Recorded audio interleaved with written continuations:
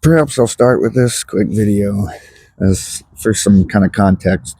So, my name's Kevin Chaos, and I have Asperger's, which now just is generalized as autism altogether, but it used to be called Asperger's, which essentially means really high functioning, but I have some quirky personality traits, potential communication issues, balancing, speaking and thinking, etc. I'd like to let the world dive into my mind and my sort of dissociation from it and how I seem to relate to the world. The only reason I'm actually giving this sort of precursor is to sort of explain, as my videos are going to jump around from location to location, place to place. So, anxiety is a huge trait within us, potentially crippling. To give you some kind of context, as a normal person having a bad day, when you're completely losing your gourd, your anxiety on 10, that's ours on 1, and we're that way all the time. It's a little different, obviously, being in control and just making a sort of speech like this. And I have mastered a lot of the handicaps by choosing to take a personal interest and read and look into it.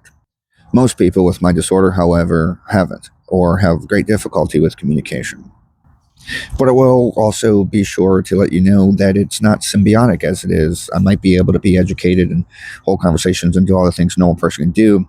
But one of the things that does miss us a lot of times is body language and such. I had to learn a lot of things from a book, like closed arms meant that someone might not really be into what you're saying, etc. And you would know this instinctively in a lot of cases. I have to actively look for it, even though now that I know it.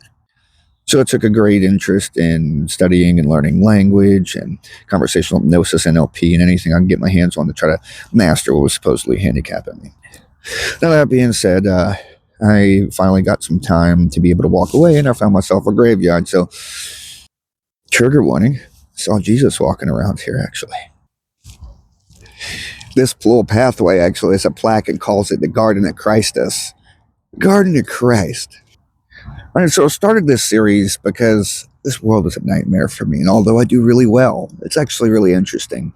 You look at a comedian, you look at an actor, these people's lives can be hell and filled with mental problems and stuff too. And then until someone like Robin Williams dies, no one ever really thought about the struggle they went through the whole time, the face they had to paint to get by. They were great at masking their symptoms, and they functioned fine, but it didn't mean that it wasn't a turbulent storm within, did it? So in the new world, where at one point FAG was like the go-to slur to insult anybody on the internet, I've noticed that the new go-to nomenclature to use is autist. He has a bit of autism. So no one really seems to know what autism is anyway.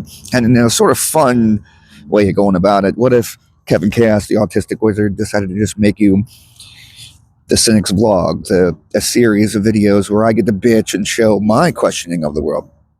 Now, I've said that people with Asperger's don't know what's socially acceptable.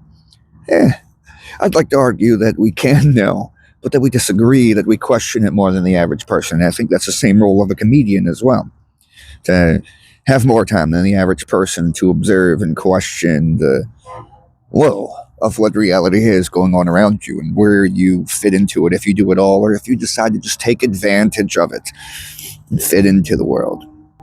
Religion is very fun for me in a similar way, too, because they try to teach you you're not of the world, you're of Christ, to be yourself and whatnot. But to be yourself, to be successful, to rub against the grain in any way, you look more crazy doing it right and being just fine than if you boo-hoo along with everybody else. So I thought I'd make a little fun video series discussing things like symbolism, what is love, what is family, what is a friend, and explore shit that everybody goes through. And while they want to convince me that I'm the odd one, if should I ever have a complaint,